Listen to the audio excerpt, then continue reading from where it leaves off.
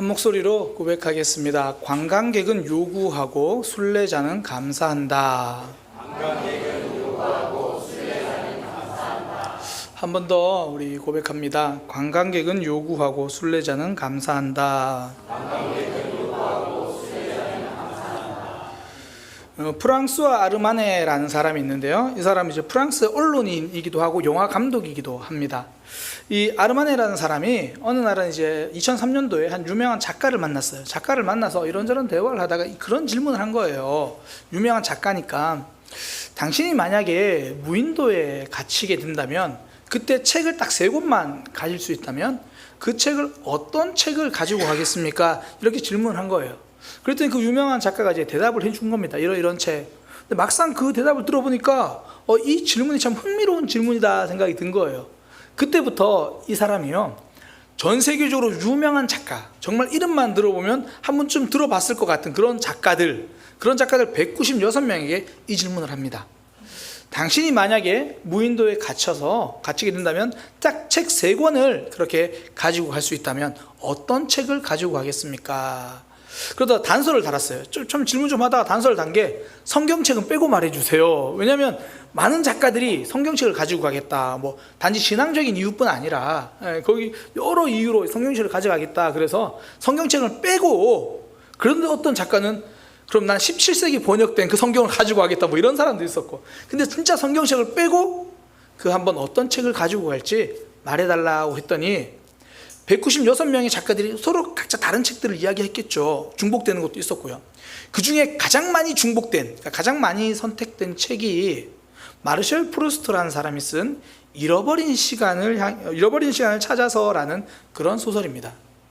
이게 굉장히 장편이에요. 역사를 담은 소설인데 우리나라에서도 번역돼서 한 10권짜리도 번역되기도 하고 12권짜리로 번역되기도 했는데 10권짜리로 이렇게 번역되어 있습니다.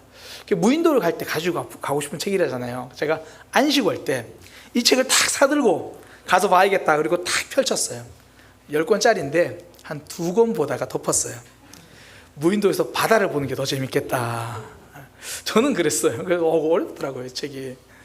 그런데 어쨌든 이 많은 작가들, 196명의 작가들이 가지고 가고 싶은 책이라면 이 책을 꼽았습니다. 마르셀 프루스트의 책. 근데 이 마르셀 프루스트가 한 말 중에 남긴 말 중에 유명한 말이 하나 있습니다. 그가 어떤 말을 남겼냐면, 진정한 여행은 새로운 풍경을 보는 것이 아니라 새로운 눈을 가지게 되는 거다. 근데 참 공감이 돼요. 눈이 달라지지 않으면 제대로 된 여행이 아니죠. 특히 우리나라 사람들은 이거를 더 많이 공감할 것 같아요. 한국 음식 잔뜩 싸들고 해외여행 가잖아요. 거기가 한국인지 해외인지 잘 모르겠어요. 가면 또 한국 관광객들과 다 몰려다녀요. 사진 찍으러 가면 다른 한국 사람들 또 다 만나요. 그냥 앉아가지고 여기서 찍어야 됩니다. 사진 찍고 자 다음 갑시다 가요. 남산타워를 뒤에 두고 찍나, 에펠탑을 뒤로 두고 찍나, 도대체 뭐가 다른지를 잘 모르겠어요. 마르셀 프루스트 입장에서 이건 여행이 아니라는 거예요. 그러니까 눈이 전혀 달라지지 않으니까. 오히려 늘 다니는 평범한 골목길도 새로운 눈을 가지고 갈 수 있다면 그게 진짜 여행일 거예요. 저는 이제 아내랑 이 장안동 곳곳에 골목을 잘 다닙니다. 밥 먹고 이제 산책할 때 골목을 다니는데, 만약에 저도 아내랑 둘이 손잡고 가다가 어느 날 애기 하나 손잡고 이렇게 가봐요. 새로운 여행이죠. 똑같은 장소지만 새로운 눈이 생기면 새로운 여행이 되는 거예요. 여행은 눈이 달라지는 겁니다. 믿음의 여행도 그래요. 눈이 달라지는 것이 믿음입니다. 나만 보던 사람이 이제 하나님을 보는 사람으로 달라지는 것, 그게 믿음의 여행이잖아요. 이게 진짜 믿음 여행이죠.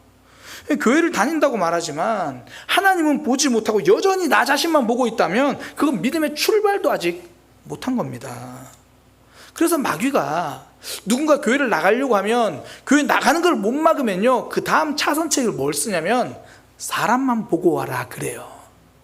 하나님 보지 말고 사람만 보고 와라. 그러니 신앙이 나아가지를 못하고 제자리 걸음으로 만드는 거예요. 그러니까 주변에 만약에 믿음이 제자리인 그런 사람들, 신앙이 여전히 똑같은 사람들 특징을 다 보세요. 가서 하나님을 보고 오는 게 아니라 사람을 보고 와요. 그러니 믿기 전이랑 교회 다니기 전이랑 교회 다니기 후랑 차이가 없는 거예요. 반면에 눈이 달라진 사람은요, 삶이 달라집니다. 그전에는 사람만 보다가 이제 하나님을 보는 거예요. 내 삶에서 나와 함께 하신 하나님을 의식하기 시작하는 겁니다. 그러니 말 한마디도 조심스럽죠. 어떨 때는 나와 함께 하시는 그 하나님의 말씀 때문에 내 마음대로 살기가 꺼려지는 거죠. 그러니 일상이 달라지기 시작합니다. 눈이 달라지는 것, 그것이 믿음의 여행이에요.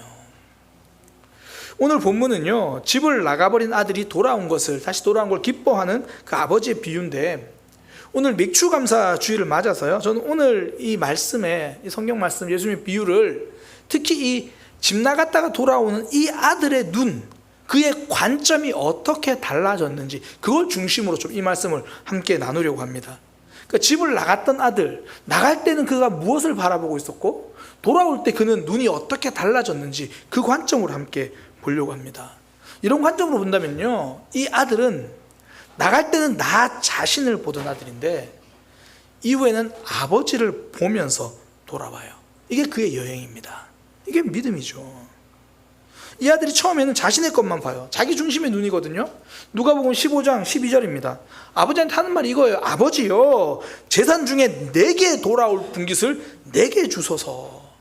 살아계신 아버지는 안 보이고 내가 받아야 할 내 재산만 보이는 거예요. 나 중심의 눈이죠.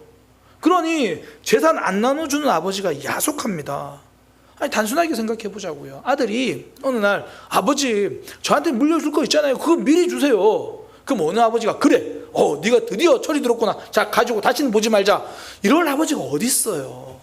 말렸겠죠. 물었겠죠. 무슨 일이냐, 왜 그러느냐. 아버지 어차피 저한테 줄 건데 주세요. 말리고 말렸는데 말을 안 들으니까 그때 아들이 아버지를 보고 어떤 생각했을까요? 어차피 내 건데, 사실 아버지 건데, 사실 아버지 건데, 근데 저거 다 내 거라고 생각하니까 살아계신 아버지가 보이지 않아요. 그냥 내가 지금 앞으로 받아야 될 건데 왜 안 주지?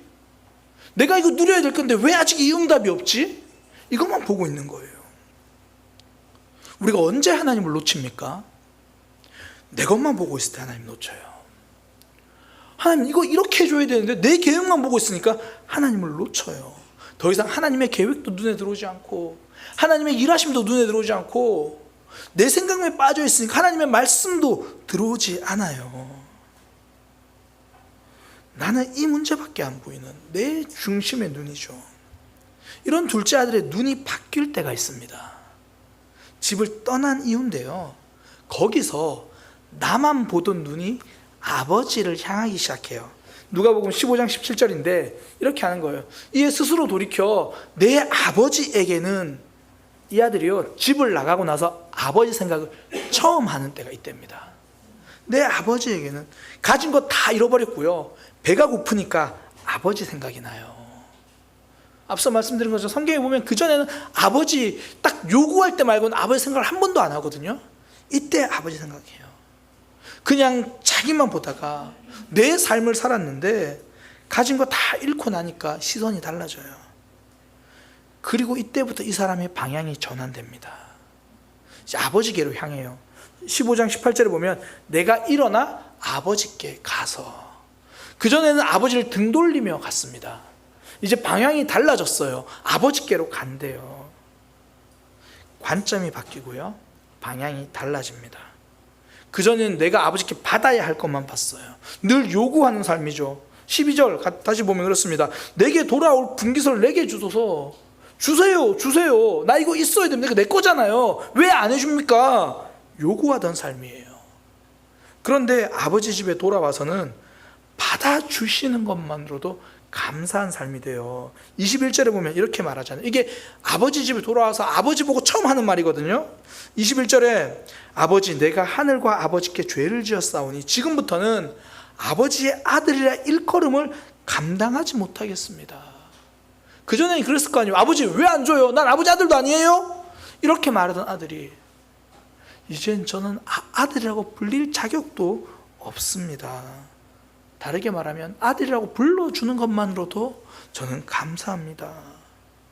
요구하는 삶으로 떠났다가 하나님께로 향하고 감사하는 삶이 되었습니다. 나만 바라보고 내 것만 바라보면요, 요구하는 삶을 살아가요. 근데 하나님을 바라보기 시작하면 감사하는 삶으로 달라집니다. 청소년 소설 중에 이 순례주택이라는 소설이 있는데요, 몇 년 전에 나오고 저도 몇 년 전에 봤는데 진짜 책이 재밌어요. 내용도 재밌고 또 생각할 거리도 굉장히 많아요. 또 내용도 굉장히 쉽고 그 잃어버린 시계를 찾아서 정반대예요. 생각할 거리도 많은데 이 책에 보면 금장이 나오더라고요. 이 문장 오늘 설교 제목인데, 관광객은 요구하고 순례자는 감사한다. 근데 정말 맞는 말인 것 같아요. 관광객은 모든 게 나 중심이에요. 그러니까 가는 동안 자리가 불편하면 요구해. 손들고 이 자리 이거 왜 이러냐고, 바꿔달라고 요구하기 시작합니다. 음식이 안 맞으면 요구합니다. 아유, 한식 잘하는데 없냐고, 도대체 이게 뭐냐고 요구합니다. 한식 데려갔더니 손들고 요구합니다. 현지 왔으면 현지식 먹어봐야지 요구하는 거예요. 내 중심으로 사는 삶, 내 중심인 관광객의 여행은요, 요구하는 여행입니다. 순례자는 다르죠. 제가 준비하면서 도대체 순례자라는 게 기원이 어딘가 찾아봤더니, 순례자는 원래 성지 순례를 떠나는 그 사람들을 이야기했어요. 하나님께로 가까이 가던 그런 사람들. 그러니까 내 삶을 하나님을 향해 가니까 가는 모든 길이 감사죠. 내 이전 삶을 등지고 가는 거예요. 내 일상을 내려놓고 가는 거예요. 그러니 만나는 사람이 감사하고요, 누군가 먹을 걸 주면 감사하고요, 잠자리가 제공되면 감사합니다. 이게 내가 길 떠났는데 아무것도 없으니까 주셔서 감사합니다, 그게 아니라 하나님을 향해 가는 삶이니까 나를 받아주는 모든 사람이 하나님이 보내준 사람으로 여겨지는 거죠. 하나님으로 보게 되면 감사하게 됩니다. 우리의 지난 6개월이 그랬잖아요. 월급 받았을 때 더 많았을 때 감사했나요? 아니잖아요. 하나님을 바라볼 때 감사하게 되는 거죠. 아무리 많이 주셔도요, 하나님을 보지 못하면 감사 대신 요구예요.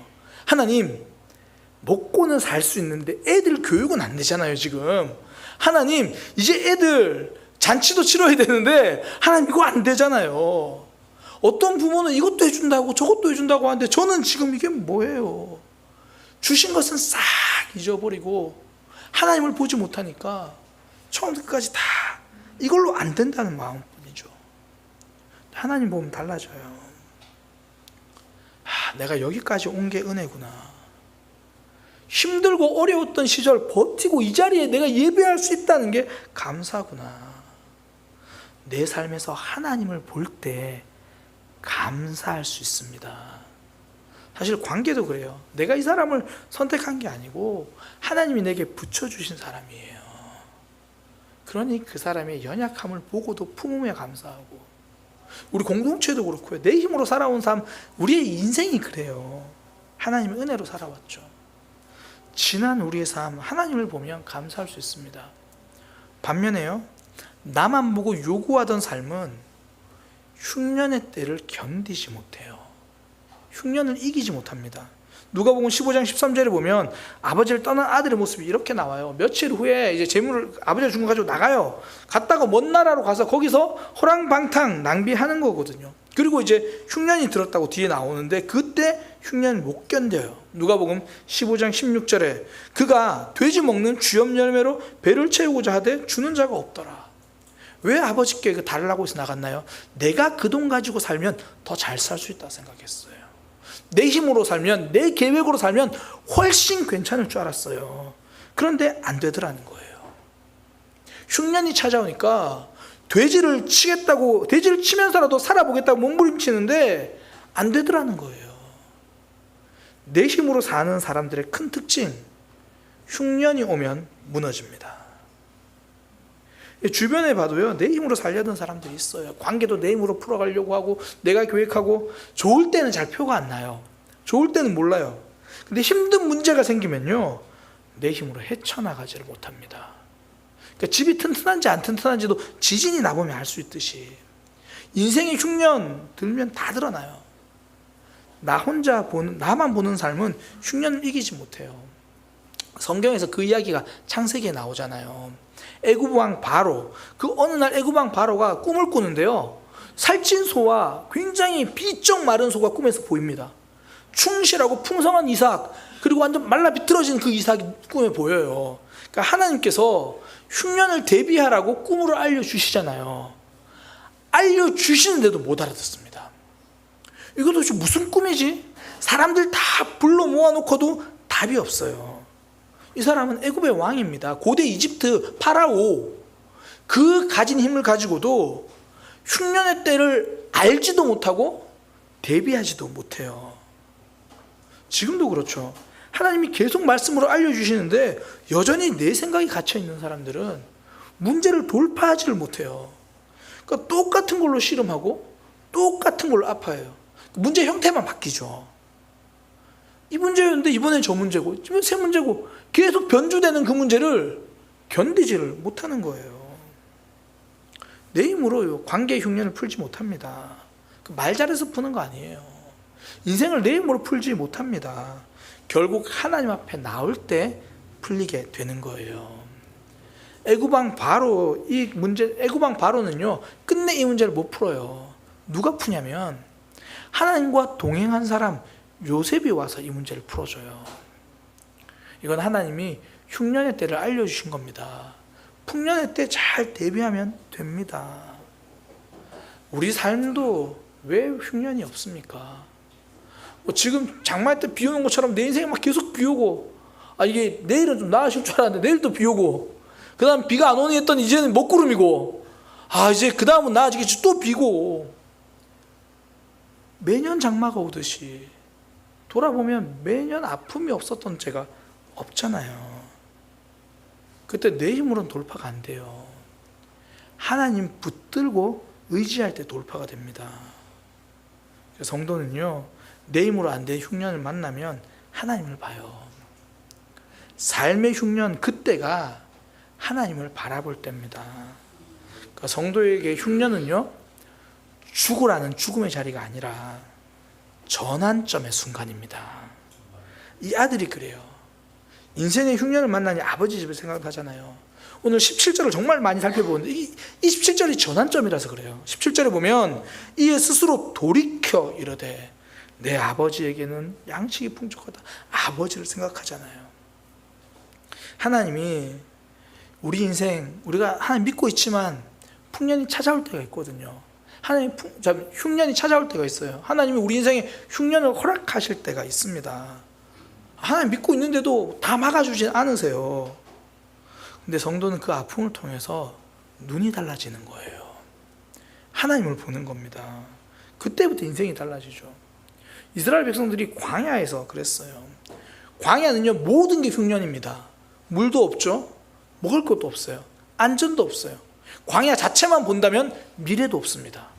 아무것도 없으니까, 보이는 게 없으니까 이스라엘 백성들이 하나님을 보기 시작합니다. 하나님을 만나는 거예요. 거기서 하나님을 경험합니다. 하나님이 이스라엘 백성들을 괜히 광야로 인도하시는 게 아니에요. 아무것도 없는 거기에서 이스라엘 백성들은 하나님을 보게 됩니다. 곽재구라는 시인이 이런 글을 썼어요. 이런 문장을 썼는데, 달은 어디에나 있지만 보려는 사람에게만 뜬다. 진짜 맞는 말인 것 같아요. 달은 늘 있지만 내가 보려고 하는 순간 저 달 떴구나 알 수 있잖아요. 전 이게 믿음이 무엇인지를 알려주는 문장 같아요. 하나님은 어디에든 계시지만 하나님을 주목하는 사람만이 경험하잖아요. 근데 고난이 이 역할을 해줍니다. 그전엔 내 뜻대로 내 마음대로 걸어가다가 인생의 흉년을 만나면 그제야 하나님을 주목하기 시작하거든요. 시편 119편 71절에 이렇게 말해요. 고난 당한 것이 내게 유익이라 이로 말미암아 내가 주의 율례들을 배우게 되었나이다.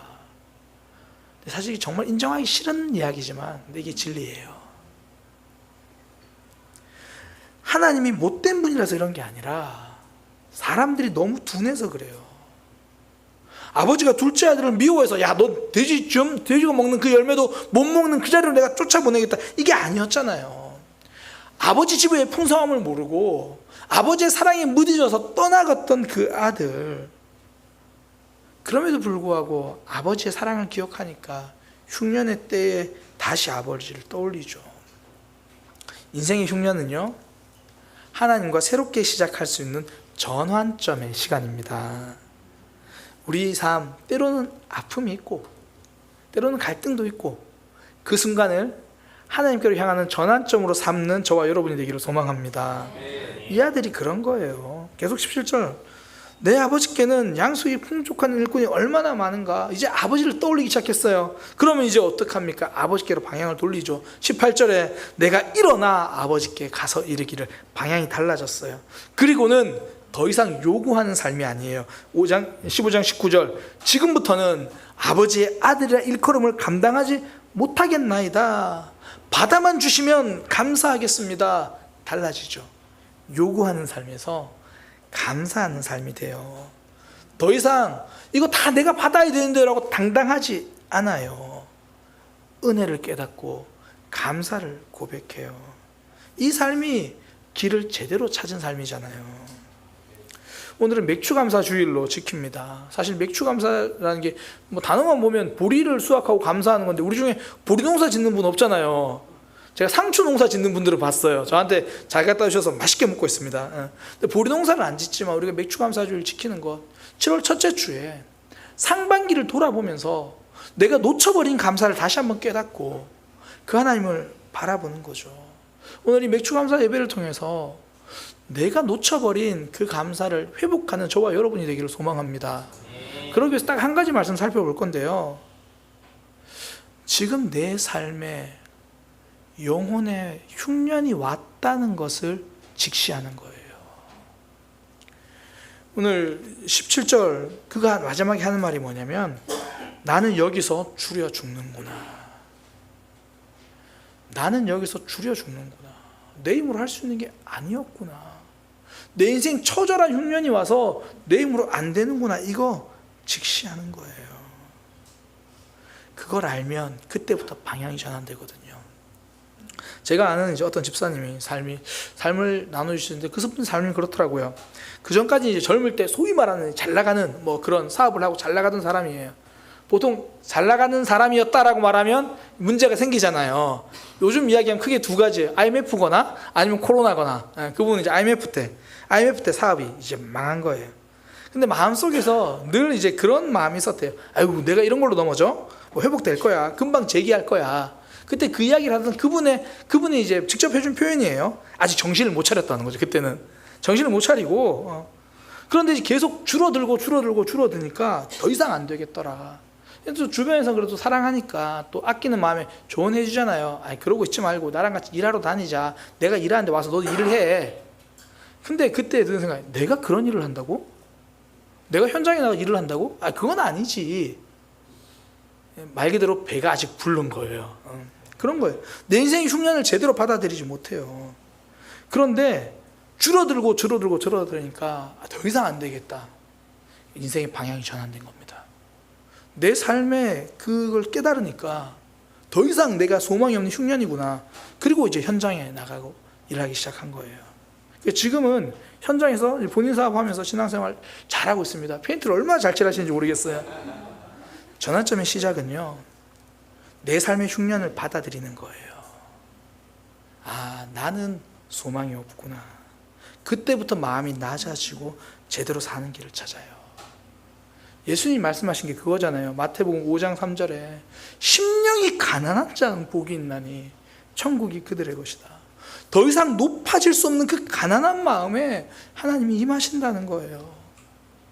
이 아들도 심령이 정말 가난한 모습 돼서 낮아질 대로 낮아져서 15장 21절에 아들이 이르되 내가 하늘과 아버지께 죄를 지었으니 지금부터는 아버지의 아들이라 일컬음을 감당하지 못하겠나이다. 우리가 진짜 인정해야 될 흉년은요, 먹을 것 없는 흉년이 아니라 내 영혼의 흉년입니다. 하나님, 제 신앙 진짜 저 이거밖에 안 되고 내가 할 수 있는 거 없고 저는 하나님밖에 답이 없는 사람입니다. 이때부터 모든 게 감사해요. 그전에는 내가 이렇게 했고 내가 이렇게 섬겼고 내가 이만큼 했는데 계속 요구하는 삶이에요. 내가 이렇게 했으면 저 사람도 반응해야죠. 하나님, 제가 이렇게 했으면 이런 복이 있어야죠. 내 마음이 낮아지고 돌아봤더니 내 신앙의 흉년임을 깨닫고, 하나님, 나를 자녀로 받아주시니 감사합니다. 그때부터 감사하는 삶으로 엎드리는 거죠. 하나님이 우리의 삶에 흉년을 허락하실 때가 있습니다. 아픔과 문제가 찾아올 때가 있어요. 괴롭게 하시려고 그러는 게 아니라 심령이 가난해져서 제대로 된 믿음으로 살아가기를 원하시는 거죠. 그 낮아짐은 추락의 시점이 아닙니다. 방향 전환의 시점입니다. 저를 향한 하나님의 일하심도 그렇더라고요. 제가 놓지 못하고 막 붙들고 있으면 하나님이 그거 놓을 때까지 제 손을 흔드세요. 그 놓을 때까지 제 마음을 흔드시고 놓을 때까지 제 삶을 흔드시더라고요. 그거 놓고 하나님을 붙들라고. 결국 낮은 마음이 되어야 평안을 누리고 새로운 삶을 누립니다. 그렇지 않으면 계속 반복이에요. 오늘은 저 일인데 내일은 이 일이고요. 오늘은 이 사람인데 3년 후엔 또 저 사람이에요. 우리 하나님이 우리를 어정쩡하게 두실 리가 없습니다. 사랑하시는데 포기하겠습니까? 그렇지 않아요. 방향 전환할 수 있도록 계속 두드리시고 계속 흔드실 거예요. 뒤집으면요, 하나님 앞에 방향 전환할 때 그때부터 내 삶에 변화가 일어난다는 겁니다. 새로워지는 거예요. 성경에 보면 내 인생의 흉년을 정확하게 직시해서 구원받은 사람, 정말 좋은 예로 드러난 사람이 예수님과 함께 십자가에 못 박혔던 강도잖아요. 평생을 도둑질하고 다른 사람 해치며 살았는데 그의 삶은요, 예수님 앞에 내 모습을 솔직히 인정할 때 그 평안을 누려요. 누가복음 23장 42절에 예수여 당신의 나라가 임하실 때 나를 기억하소서. 이 사람은 그전까지는 평생 강도로 살았어요. 그런데 어떻게 이런 고백을 할 수 있었습니까? 나를 본 거예요. 41절이 그겁니다. 우리는 우리가 행한 일에 상당한 보응을 받는 것이 당연하거니와 내 모습은 지금 죽어도 할 말 없는 모습이었다. 내 영혼, 내 존재의 흉년을 직시한 거예요. 난 이렇게 죽는 게 맞다. 나의 한계, 나의 민낯을 피하지 않았죠. 내 인생이 흉년이었으면 인정하는 거예요. 그러니 마지막에 비록 지은 죄 때문에 십자가에 달려 죽지만 그의 영혼은 하나님 나라를 누리잖아요. 43절에 예수님이 이렇게 약속하십니다. 예수께서 이르시되 내가 진실로 내게 이르노니 오늘 네가 나와 함께 낙원에 있을 거다. 내 신앙에, 내 삶의 민낯을 인정하니까 예수님께 도와달라고 손 내밀어요. 반면에 다른 한 강도는요, 끝까지 자신의 삶을 인정하지 않습니다. 39절인데요. 달리 행악자 중 하나는 비방하여 이르되 네가 그리스도냐? 그러면 너와 우리를 같이 구원해 봐라. 내 모습을 보지 못하니까 죽어 마땅한 죄로 죽고 있으면서도 깨닫지를 못해요. 끝까지 요구합니다. 너 뭐하냐? 나 구원 안 하고 뭐하냐? 끝까지 요구하는 삶을 살아요. 같은 자리에 지금 3개의 십자가가 세워져 있습니다. 하나는 예수님의 십자가고요, 또 하나는 내 모습을 인정하면서 예수님께 도움을 구하는 그 사람이고요, 한 사람은 여전히 요구하는 삶으로 내 모습을 외면하며 죽어가고 있는 그 사람입니다. 우리의 삶에도 아픔과 장마 찾아올 수 있어요. 고난은 찾아와요. 그때 그 순간이라도 하나님을 볼 수 있는 게 은혜입니다. 심판은요, 그 시간에도 여전히 내 속에 갇혀 있는 것, 이것이 진짜 심판이에요. 끝내 요구만 하다가 죽는 삶이 되어버렸잖아요. 저는 우리 모두가 요구하는 삶이 아니라 감사하는 사는 삶이 되기를 소망합니다. 200주 감사주일, 우리가 지난 상반기를 돌아보면서 나는 요구하는 사람이었나? 나는 감사하는 사람이었나? 나 중심으로 살아가는 관광객의 삶이었나? 하나님을 주목하며 감사하는 순례자의 삶이었나?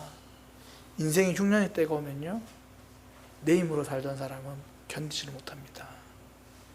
이제 하나님 붙들고 살아가는 믿음의 삶 되기를 소망합니다. 감사가 회복되는 저와 여러분이 되기를 소망합니다.